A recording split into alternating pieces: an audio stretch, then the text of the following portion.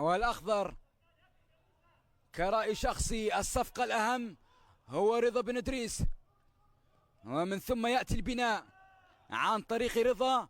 ورضا بن إدريس لديه الحرية في اختيار اللاعبين انتقالات، ولكن هذا المدرب بالموجود يقدم في هوية تحترم لفريق الأخضر، ويقدم في أداء متميز. قرع الكبار، قرع أندية، صرفت الملايين، وقدم شيئا بكل تأكيد تفتخر به جماهير الأخضر.